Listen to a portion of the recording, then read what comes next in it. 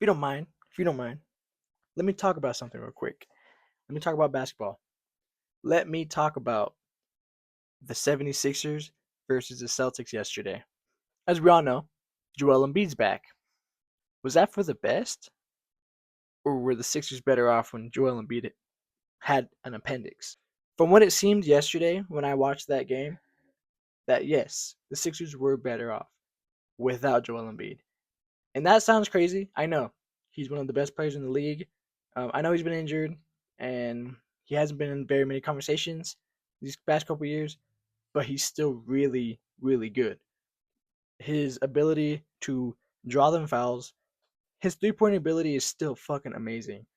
And his ability to get to the rim is still unparalleled. He's a little slower, and that's not necessarily always a bad thing. He is strong, he's powerful, but he's a little slower. He will get there, he'll get through you.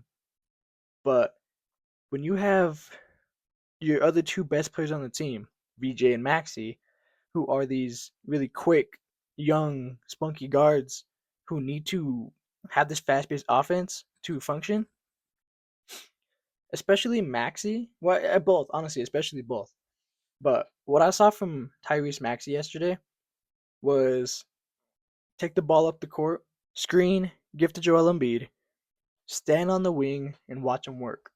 Honestly, Tyrese Maxey is the best player on that team. Is going to get to the point. I think it's his team already. I know Joel Embiid would have something to say about that, but I think it's Tyrese Maxey's team. You cannot be standing on the wing watching your center run an ISO. Tyrese Maxey did not take that many shots yesterday. Definitely not as much as he should have. As soon as they got down by 10, they should have ramped it up. They should have ramped up the tempo, ramped up everyone's offense. They should have ramped up and got the faster people out on the court. Have Joel Embiid take a backseat for a second. Yes, he had a great game. Joel Embiid had a great game. There's no doubt about that. Scoring wise, defense wise. And he drew fouls. He went down there. And he looks really good from three, like I said. Maybe he was a little hesitant on some of them. I did see a couple where he probably should have shot that. Um, his defender was more than 5 feet away from him, and I think he just wanted to make the play, passes it on to somebody. It ended up going right back into his hands though most of the time, and he'd have to force an ISO and try to chuck up a shot, which usually ended up in a drawing a foul. But like I said, slow offense. That's the problem. These Celtics, they got their shots up quick, quick, and I'm gonna get to them in a second. But compared to the Celtics, the Sixers were moving super slow yesterday. This is playoff basketball. Like, we need to go. Maxi is one of the quickest guards in the league. VJ is probably the fastest rookie we have in the league right now. And he's like one of the only rookies in the playoffs now. What he's doing, what he's been doing in the playoffs is great. I fucking love VJ Edgecombe. When he winked at me the other day, I did something to me. It did something to me. But I do want to talk about VJ. I do want to preference or preface everything I'm saying right now. I do not blame VJ Edgecombe. He's 19. He's a rookie. Get off his ass. I don't care. It's my guy. But he did shoot really poorly yesterday. 6 points, 4 rebounds, 1 assist. Yeah, 22% from field goal total. Obviously he's just unexperienced in the playoffs, and that's fine. But honestly, I think the slower pace that the Sixers had in total yesterday maybe affected him a little bit. And what I mean by that is he is your slasher, run and dunk, gets his position, take that three. Like he can do a lot. He can do everything. But you could tell he thrives underneath that fast offense. Not necessarily like 7 seconds or less, but like fast offense, scrambling everywhere, defenders moving. He gets through those defenders because he's quick, fucking nimble, and goes there for a layup or a dunk. He thrives under that. What the Sixers did yesterday was so fucking slow. Turtle shit. And I think that's what affected VJ's play yesterday. That's definitely what affected Maxi's play yesterday. And like I said, I see a lot of people trying to blame Joel Embiid. Oh, he shouldn't have been on the court. He's too slow. He had a great game though. He still had a really good game. I know he was trying to make plays too, but yes, it is something to note. Maybe it was a coaching thing too. Not to discredit Nick Nurse, I think he's a great coach. Definitely one of the better coaches out there. But knowing that you're getting Joel Embiid back eventually, I would have thought there'd be a better plan for that. You know he's gonna come back slow. You know he's always kind of been slow. But VJ Edgecombe,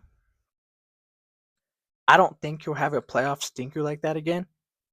At least maybe in this series, who knows? Because he's like I said, he's young. But when I think of him, when I see him, he's a playoff riser.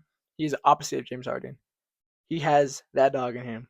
He's gonna show those Conconumpo fans and the Cooper Flag fans that hey, I might have been third in Rookie of the Year, but I'll see you again. I'll see Conconumpo next year in the playoffs. I'll see Cooper Flag hopefully one day in the finals. That'd be awesome. Let's talk Celtics.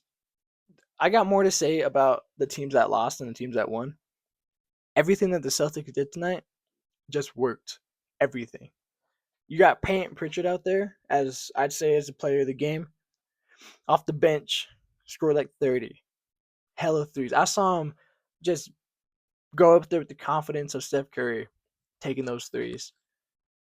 I knew I Payton Pritchard has always been like one of those guys I'd keep an eye on because he's always been in a sort of a weird spot on the Celtics. I think he plays in his role perfectly, really well, but it kind of makes you wonder if he were to be on another team, maybe he can transform into like a Tyler Hero, Austin Reeves type of player.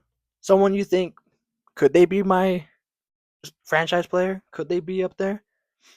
Maybe if Payton Pritchard had that chance, he could get All Star nods. Who knows?